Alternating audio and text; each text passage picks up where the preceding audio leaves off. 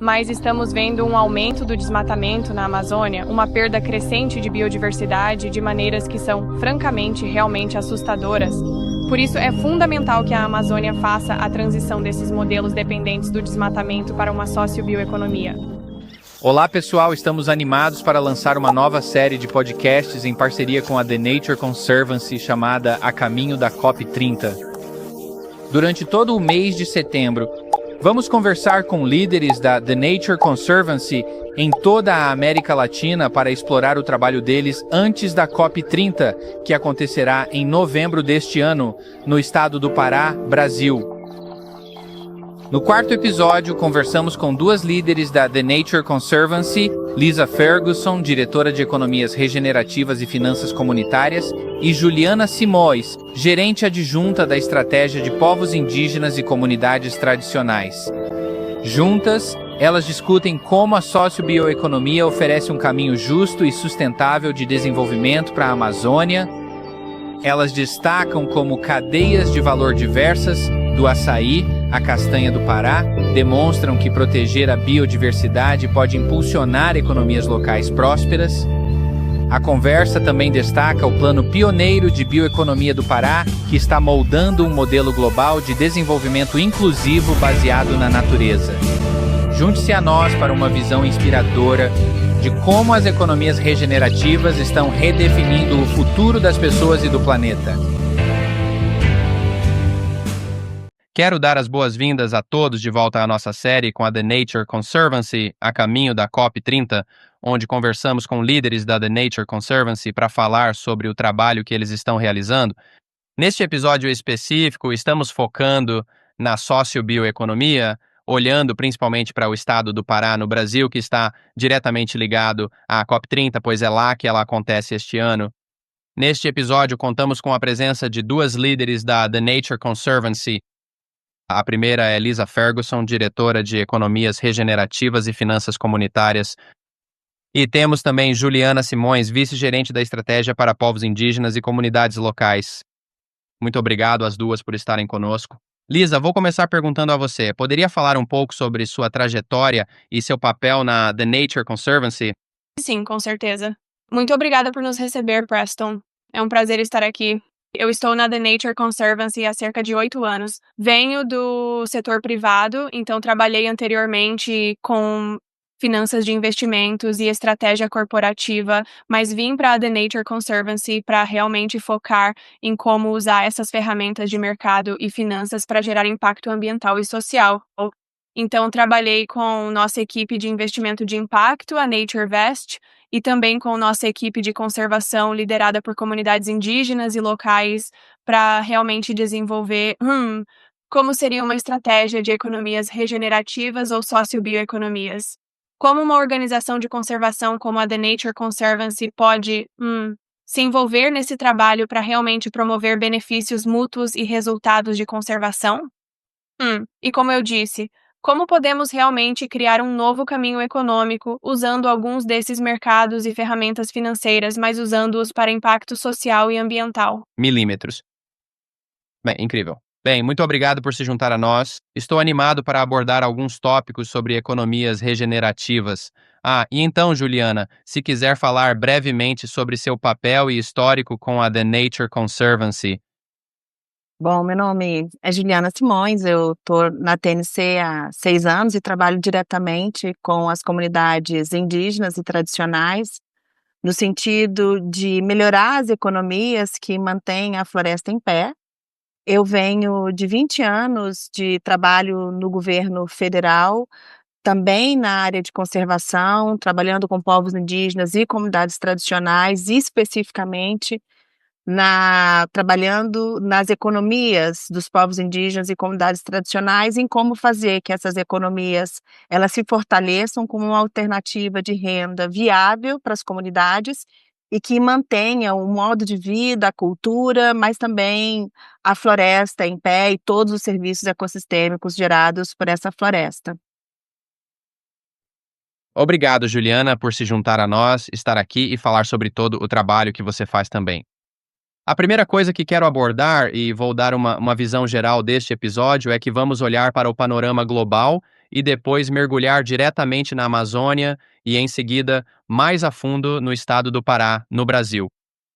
Mas a primeira coisa com a qual quero começar é com você, Elisa, analisando o contexto global e observando, sabe, os modelos econômicos atuais que estamos enfrentando e, então, por que é necessário haver uma mudança.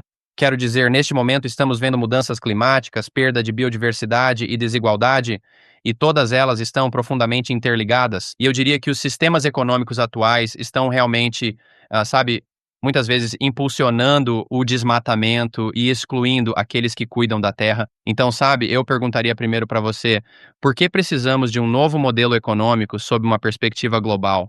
Sim, absolutamente. Quero dizer, você está absolutamente certo ao dizer que nossos modelos econômicos dominantes atuais são realmente grandes responsáveis pela perda de estoques de carbono, pelo desmatamento, pela perda de biodiversidade, pelas violações dos direitos humanos, assim como pela extração de valor dos produtores e comunidades locais em favor de grandes corporações multinacionais. E então, sabe, todos nós estamos vendo os danos disso. Todos nós estamos vendo o mundo ficar mais quente. Todos nós estamos vendo alguns dos nossos lugares favoritos desaparecerem ou deixarem de ser os mesmos lugares que estávamos acostumados a visitar quando éramos crianças ou quando nossos pais eram crianças. E por isso sabemos que precisamos de um novo caminho daqui para frente se quisermos continuar a sobreviver neste planeta e, de fato, viver em harmonia com a natureza e viver em uma relação correta com a natureza e com as pessoas. E o que vemos emergir como modelo econômico, na verdade, está profundamente enraizado no passado. É a sociobioeconomia, ou às vezes chamada de economias regenerativas, economias baseadas na natureza, economias indígenas. E essas são economias que estão realmente fundamentadas em modos de vida indígenas e tradicionais e em sistemas econômicos que, de fato, viveram em harmonia com as pessoas e a natureza por gerações. E agora estamos vendo isso ressurgir como uma solução para nossas crises econômicas globais, e para as crises sociais e ambientais interrelacionadas. Então, o que estamos analisando é como podemos ter economias que realmente, não dependam do desmatamento e que, ao criar valor econômico, também mantenham a floresta em pé, e beneficiem as pessoas, a cultura e o bem-estar das pessoas, além de gerar renda local. Acho que na sustentabilidade, certo, se chamarmos o que fazemos de sustentabilidade, muitas vezes você está meio que lutando entre duas coisas, não, o econômico e o ambiental, e está sempre tentando unir esses dois lados. Como podemos ter modelos ambientais que façam sentido econômico e que realmente possam beneficiar a todos? E eu acho que esse termo de economias regenerativas, ou sabe, na América Latina, como chamamos, economia sócio-bio, é realmente uma tentativa de unir esses dois aspectos. E a grande questão é: e se a economia não dependesse de extrair da natureza, mas sim de protegê-la? E mais uma coisa que eu queria te perguntar, Lisa, é se olharmos para a Amazônia, então olhando agora globalmente, se mergulharmos diretamente na Amazônia, você sabe, conhecemos a Amazônia como, enfim, ela tem uma imensa importância ecológica, certo? Ela é vista como um sumidouro de carbono. Ela possui uma biodiversidade imensa, padrões de chuva e uma riqueza cultural extraordinária. Você poderia falar sobre a importância da Amazônia nessa conversa sobre economias regenerativas também? E depois disso, vamos entrar especificamente no Brasil? Sim, absolutamente. Quero dizer, a Amazônia é um lugar incrivelmente importante para se pensar em sociobioeconomia. Estamos vendo, quero dizer, a Amazônia é um reservatório incrivelmente rico, biodiverso, de carbono, mas estamos vendo um aumento do desmatamento na Amazônia, uma perda crescente de biodiversidade de maneiras que, francamente, são realmente assustadoras. Por isso, é fundamental que a Amazônia faça a transição desses modelos dependentes do desmatamento para uma sociobioeconomia. E isso é exatamente como você disse, que realmente mantém a floresta em pé, que realmente não depende da extração e do desmatamento para o gerar crescimento econômico. E na Amazônia vemos mais de 1 milhão de povos indígenas e muito mais, comunidades locais, quando consideramos quilombolas, comunidades ribeirinhas, outras comunidades tradicionais e locais. E esses são os grupos de pessoas que são os melhores protetores do carbono e da biodiversidade, e também são as pessoas que realmente produzem muitos produtos indígenas e tradicionais que estão começando a ganhar destaque no cenário mundial. Então vemos coisas como açaí, como castanha do Pará, realmente, se tornando algo que, você sabe, pessoas de fora da Amazônia estão consumindo e há um interesse crescente nisso. E, assim, com isso, vemos uma oportunidade realmente crucial de perguntar como podemos apoiar as comunidades na produção desses produtos que são, você sabe, bem sustentáveis para os consumidores, mas também continuar fazendo isso de uma forma que realmente gerencia a floresta de maneira sustentável. Muito disso é colheita extrativista, ou pelo menos muito bem manejado de forma sustentável, e também gera renda significativa para as comunidades e mantém modos de vida tradicionais, seu bem-estar cultural e individual. Sim, eu sinto que tudo meio que se fecha em um ciclo, não é? Se você consegue promover a economia com a sua vegetação local, suas culturas e depois conseguir vender isso em escala global, isso vai impactar as comunidades locais. Mas tentar encontrar uma forma de fazer isso de maneira ambientalmente amigável é, eu diria que é um desafio, definitivamente algo que não é fácil, mas eu acho que esse conceito de economia regenerativa, de economia socioambiental, está tentando resolver isso. E Juliana, eu vou passar para você por um momento e então realmente olhar, sabe, para o Brasil e o estado do Pará dentro de toda essa conversa. Mas a primeira coisa que vou perguntar quer dizer, temos falado sobre economias regenerativas em uma escala global, mas você poderia definir o que significa sociobioeconomia no contexto da América Latina? É uma economia baseada nos conhecimentos, no sistema de conhecimento dos povos indígenas e comunidades tradicionais.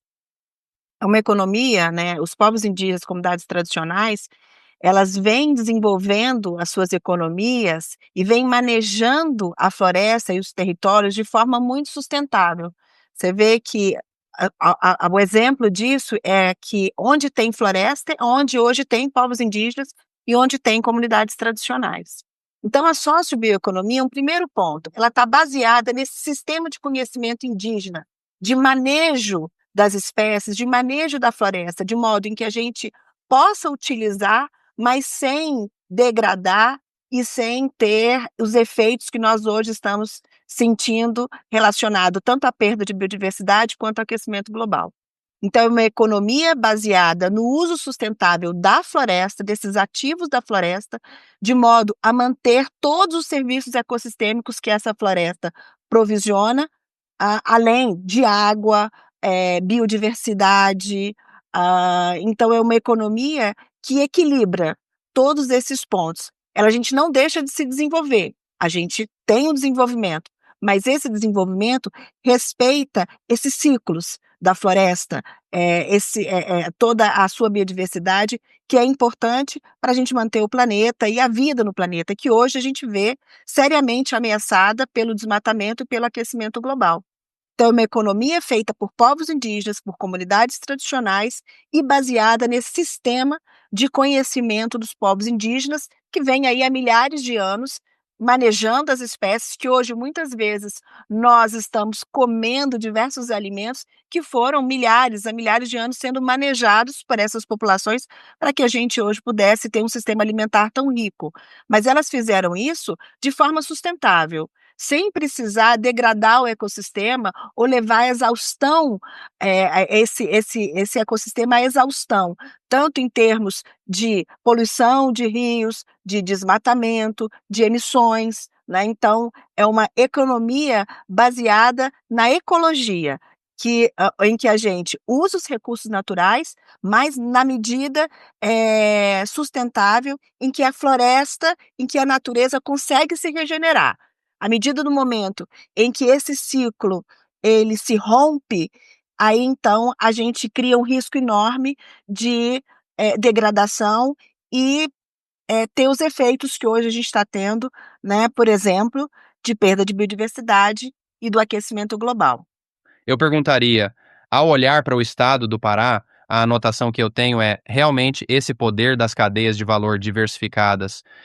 Eu anotei que existem mais de 40 produtos florestais na região, incluindo, como a Lisa mencionou, açaí, castanha do Pará, óleos e plantas medicinais. Você poderia falar um pouco sobre essas cadeias de valor específicas e sobre o quão importantes elas são não só para uma economia local, mas também para os próprios povos indígenas que, na minha opinião, provavelmente são os que mantêm essas áreas das cadeias de valor? Vou só começar dando alguns dados. Por exemplo, no estado do Pará, a gente tem 76% do estado coberto por florestas conservadas. Desses 76%, um terço está sob gestão dos povos indígenas e das comunidades tradicionais. São florestas produtivas, em que o estudo da TNC, ele teve um primeiro objetivo, que foi dar transparência para essa economia da floresta, essa economia dos povos indígenas, que muitas vezes ela é invisibilizada pelas políticas públicas.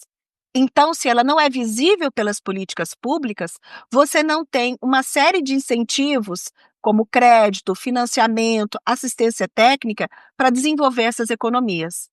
Então, considerando que 31% dessas florestas estão sendo manejadas por povos indígenas e 23% por comunidades tradicionais, então exige um olhar diferenciado para esses territórios, para que a gente possa manter as comunidades nesses territórios, mas com qualidade de vida.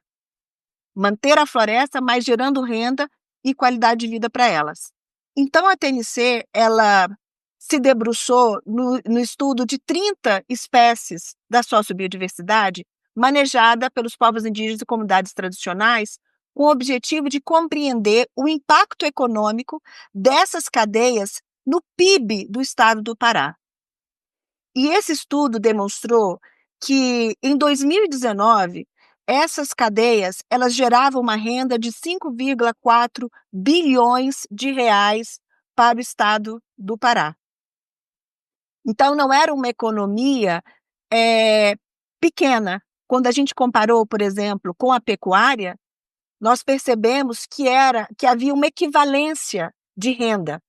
A economia da sociobiodiversidade, ela estava gerando uma renda equivalente à renda gerada para a pecuária, com uma diferença muito grande, que essa economia da sociobiodiversidade, essa economia da floresta, dos povos indígenas, das comunidades tradicionais, elas geram serviços ecossistêmicos muito maiores do que a pecuária, porque são economias que têm características de uso da terra diferenciada, né? A pecuária tira a floresta para a pastagem e criação de boi, né? Já a sociobioeconomia não, ela mantém a floresta e traz uma economia a partir dessa floresta. Ambas têm importância, né, na economia do Pará, mas a gente percebia que, embora ambas tivessem a importância econômica, essa economia da sociobiodiversidade, como não estava sendo visível para o governo, ela não tinha tanto apoio como, por exemplo, as cadeias de pecuária. Então, o nosso principal objetivo foi dar visibilidade a esses dados econômicos e chamar a atenção do governo para essa economia, no sentido de que as políticas públicas pudessem chegar a esses territórios para que a gente pudesse ampliar esse impacto e essa economia em todos esses territórios de povos indígenas e comunidades tradicionais no estado do Pará. E a gente começou pelo estado do Pará porque ele é uma síntese dos estados amazônicos.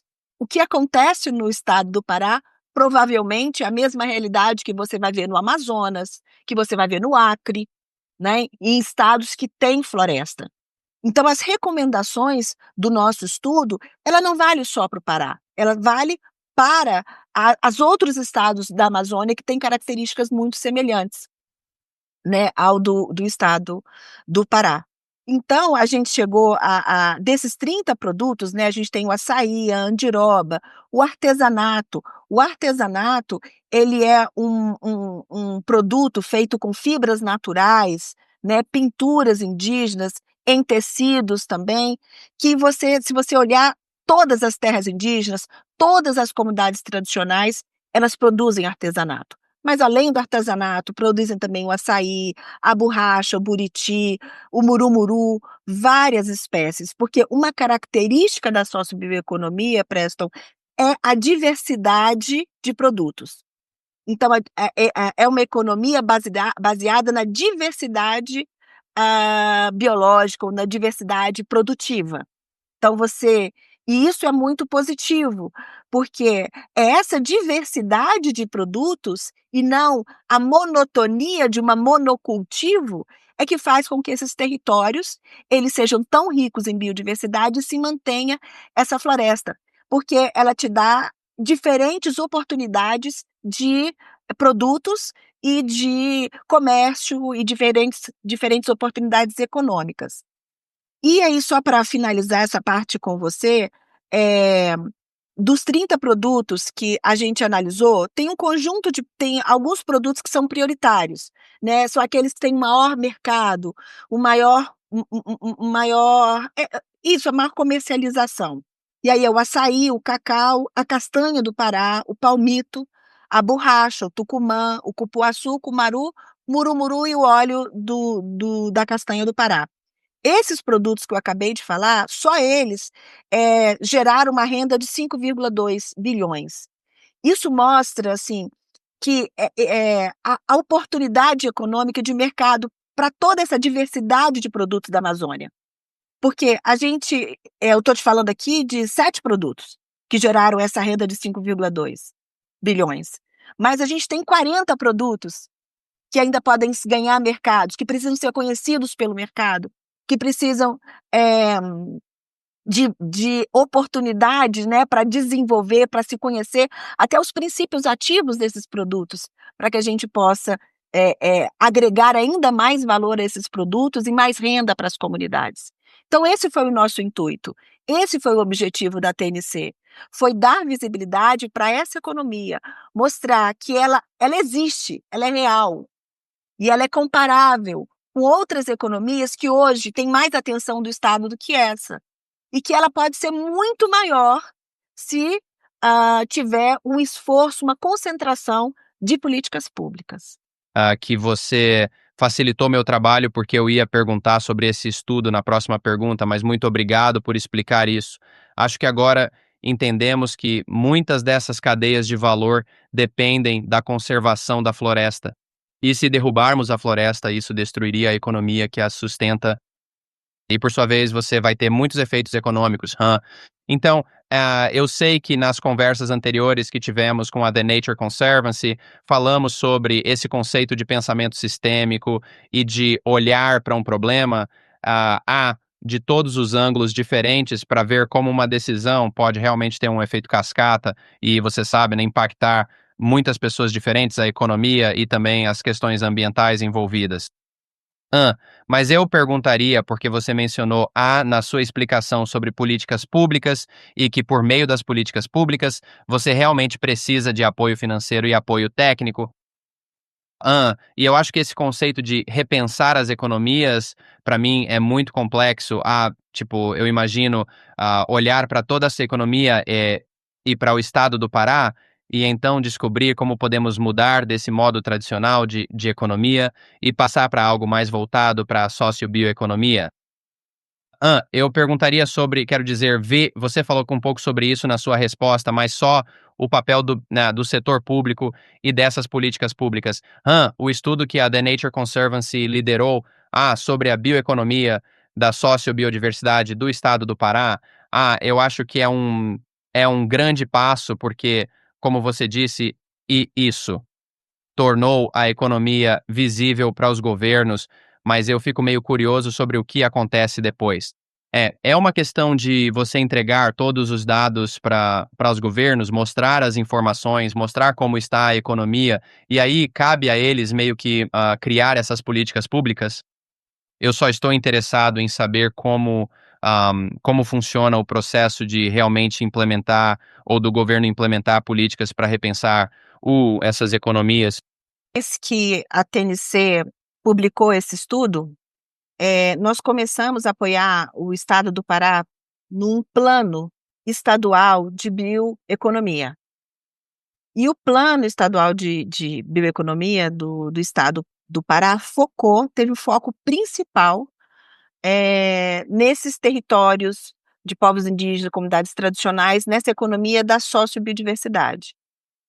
Então, o estudo ele provocou uma série de políticas públicas de apoio a esses territórios e ao desenvolvimento dessa sociobioeconomia no Estado.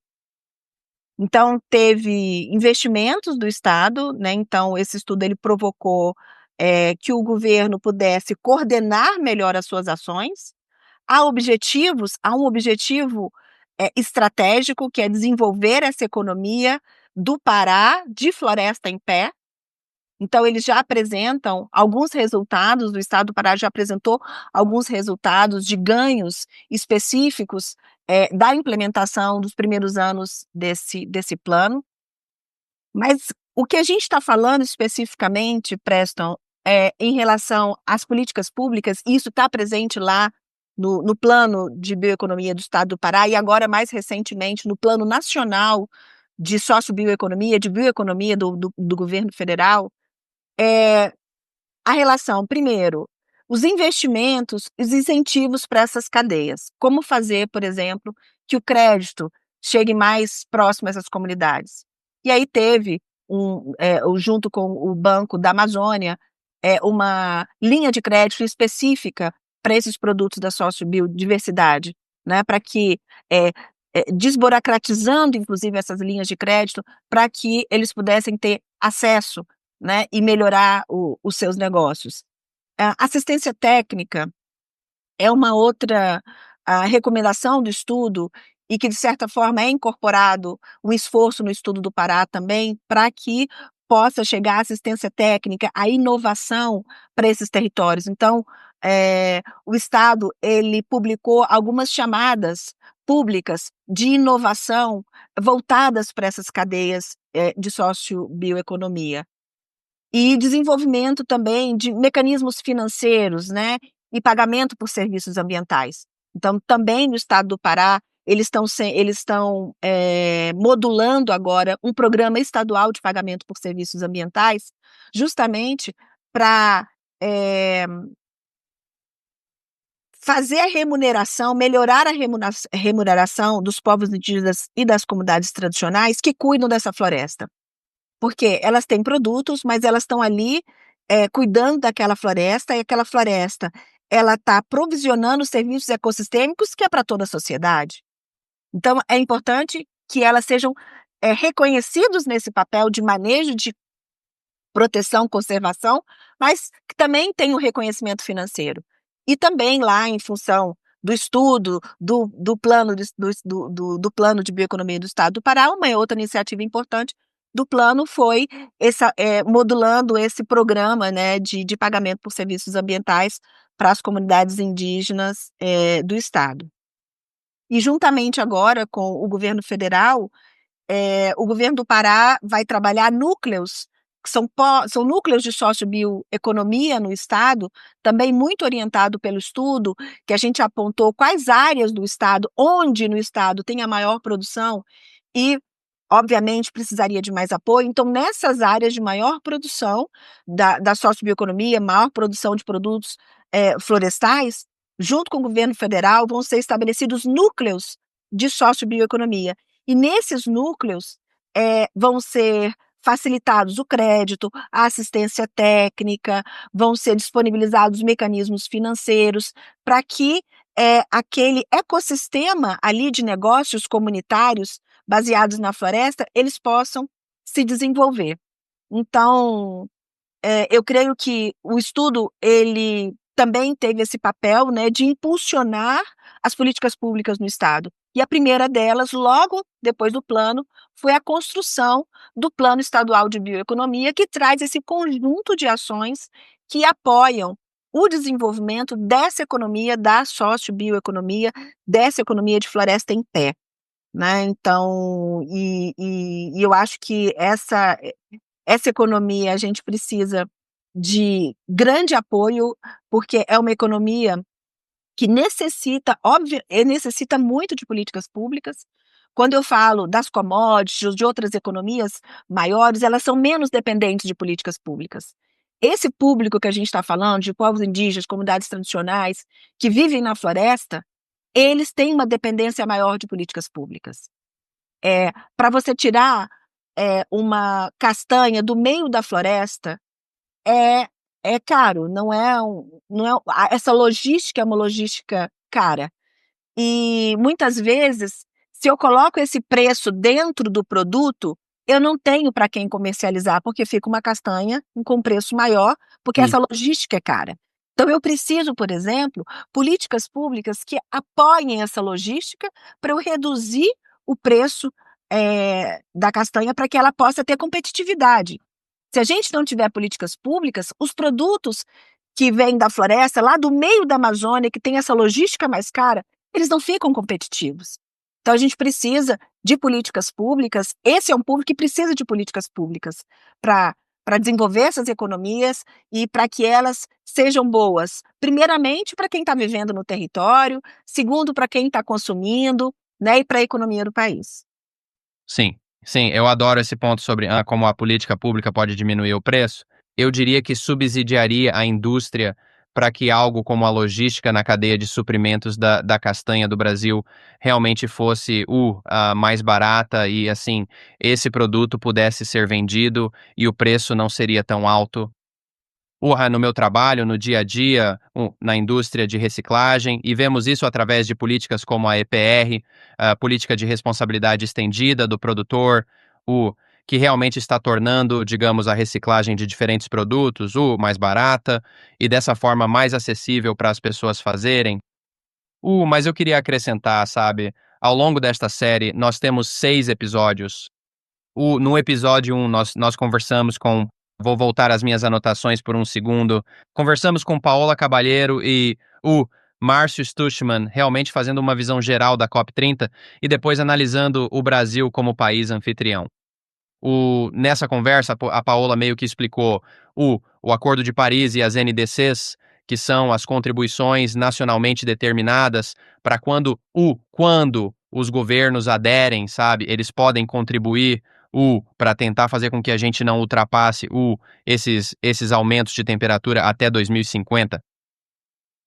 Minha cabeça está meio girando agora, e me corrija se eu estiver errado, mas eu fico pensando em algo nacional, na verdade nem nacional, mas global, como o Acordo de Paris, se pudesse haver algo dentro disso que fornecesse financiamento para os povos indígenas, em um lugar como o estado do Pará, em um lugar como a Amazônia, porque quando você olha para a importância da Amazônia para a comunidade global, faz até sentido demais fornecer financiamento dessas iniciativas globais diretamente para os povos indígenas, porque, para mim, eu estou aqui sentado nos Estados Unidos, mas eu consigo entender, sabe, o quão importante a floresta amazônica é para as mudanças climáticas, e o Brasil em particular, porque o Brasil detém uma porcentagem tão alta da floresta amazônica. Então, isso é meio que só um ponto para discussão.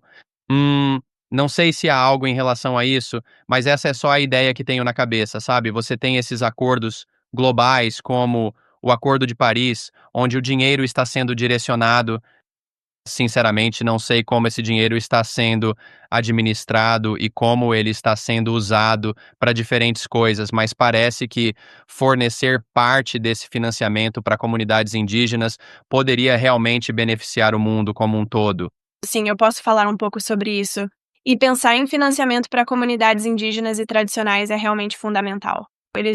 Como mencionamos anteriormente, eles estão entre os melhores guardiões do carbono e da biodiversidade no mundo, mas recebem uma parcela muito pequena do financiamento. Vimos na COP26 um compromisso de 1,7 bilhão de dólares para apoiar povos indígenas e comunidades locais, especificamente em relação a direitos fundiários e posse de florestas. Então, certamente estamos vendo um impulso crescente em relação ao financiamento direto e mais direto para comunidades indígenas e locais. Mas ainda vemos barreiras para que as comunidades indígenas consigam acessar esse financiamento diretamente. Muitas vezes, o financiamento passa por intermediários e pode ficar retido, sendo consumido por custos administrativos. E o que Também vemos que os requisitos de prestação de contas costumam ser bastante onerosos. Então, quando o dinheiro realmente chega às comunidades indígenas, é difícil para elas, às vezes, conseguirem cumprir esses requisitos de prestação de contas ou até mesmo se candidatar a esse financiamento em primeiro lugar. Portanto, algumas das coisas que realmente precisamos ver para conseguir destravar mais financiamento direto para as comunidades indígenas são melhores conversas entre financiadores e comunidades indígenas para realmente entender quais exigências de candidatura e quais requisitos de prestação de contas são razoáveis, em contraste com o que se torna realmente oneroso.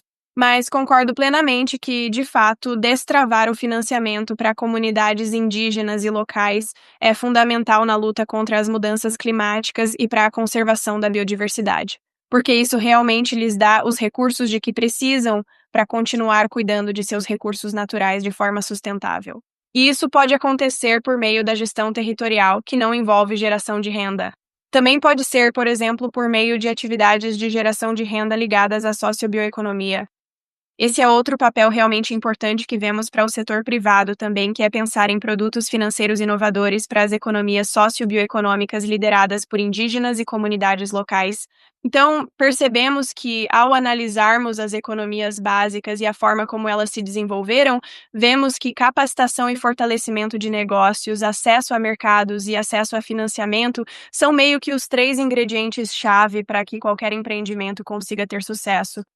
E vemos que, especialmente, as empresas sustentáveis, e principalmente aquelas que tendem a ser lideradas por comunidades indígenas tradicionais e locais, são privadas dessas oportunidades.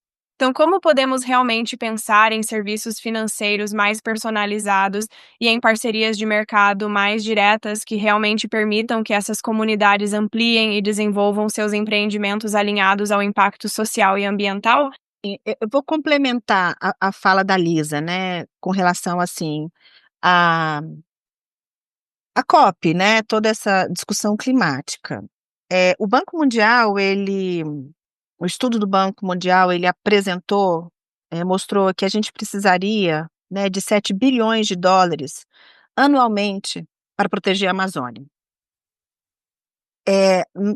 De 2013 a 2022, foram disponibilizados 5,81 bilhões, ou seja, o Banco Mundial diz que a gente precisa de 7 bilhões anuais de dólares para proteger a Amazônia, e de 2013 a 2022 nós mobilizamos menos do que isso para todos esses anos.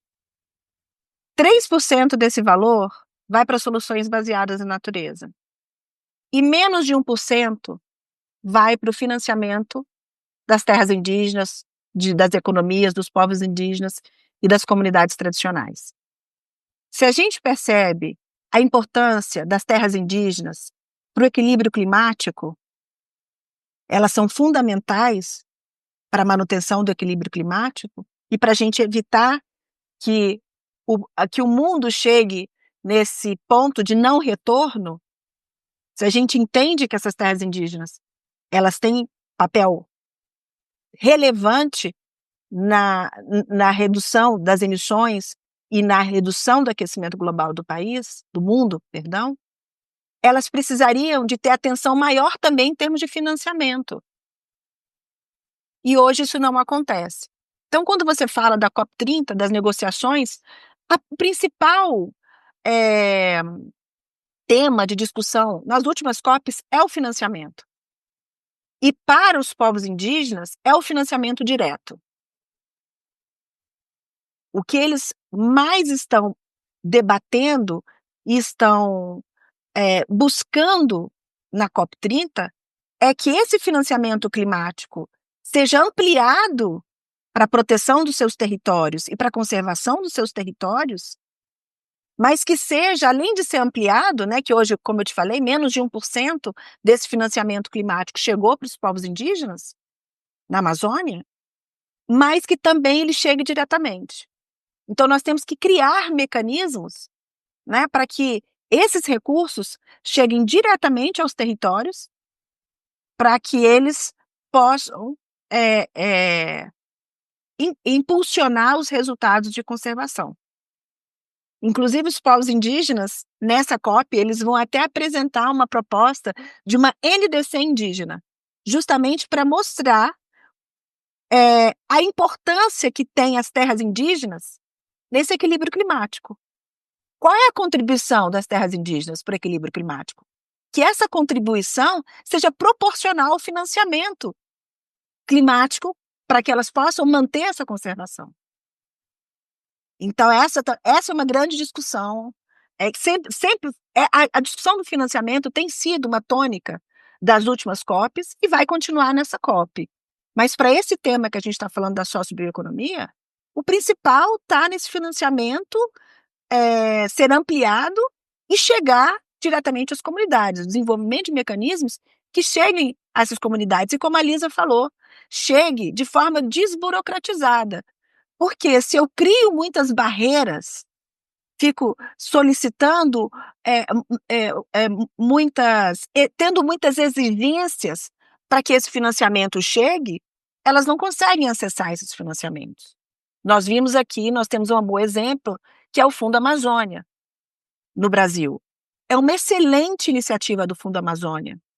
Realmente é fabuloso o fundo, os resultados que ele tem nos últimos anos. Mas as comunidades indígenas, as comunidades tradicionais, as suas associações, as suas cooperativas, as suas organizações, têm muita dificuldade de aprovar um projeto no Fundo Amazônia devido às burocracias de se conseguir esses projetos aprovados. Isso é no crédito também, isso é no financiamento bancário. Elas têm a mesma dificuldade de romper essas burocracias.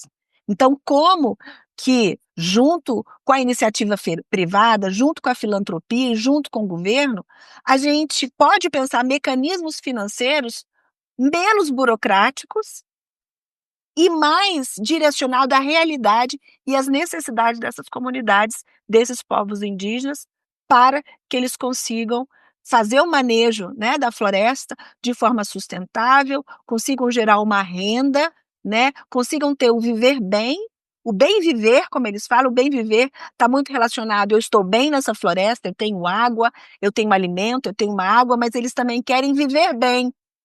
Que o viver bem está relacionado a como eles também querem ter acesso às facilidades do mundo moderno. Então, eles querem ter um carro, uma moto, para que, se uma pessoa adoece, consegue levar para um hospital. Eles querem ter um celular, eles querem ter uma geladeira, né? Então, todas essas inovações do mundo moderno que facilitam a vida, que trazem o conforto, eles também querem. Né? Eles querem esse bem viver com todas essas facilidades também do mundo moderno. Então, como que a gente pode pensar nos mecanismos financeiros que ajudem a ter esse bem viver e esse viver bem, para que a gente consiga manter essa floresta e manter os jovens dentro dessa floresta. Porque se a gente não tiver essa economia sendo desenvolvida de forma que traga a renda e as expectativas, inclusive de uma juventude indígena nesses territórios, provavelmente eles não vão querer ficar no território, né? E aí quem cuida desse território? Quem protege esse território? Como é que a gente vai fazer essa sucessão rural dentro desses territórios?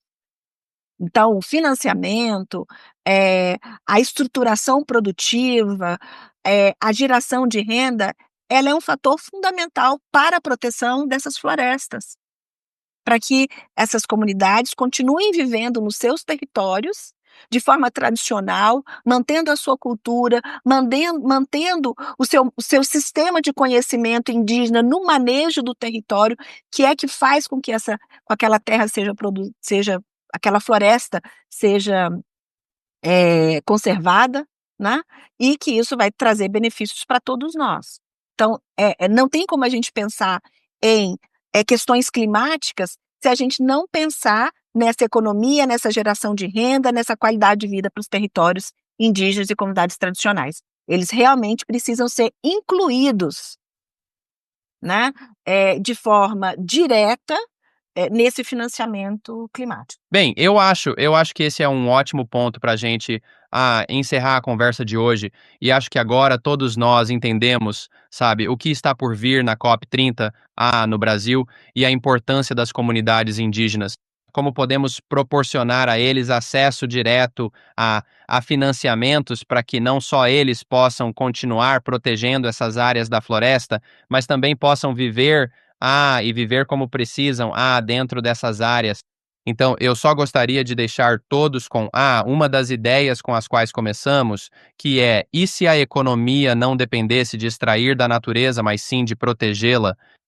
Então obrigado a vocês dois por se juntarem a nós novamente. Essa foi uma conversa muito divertida e, sim, estamos ansiosos pela COP30, na sua região, Juliana.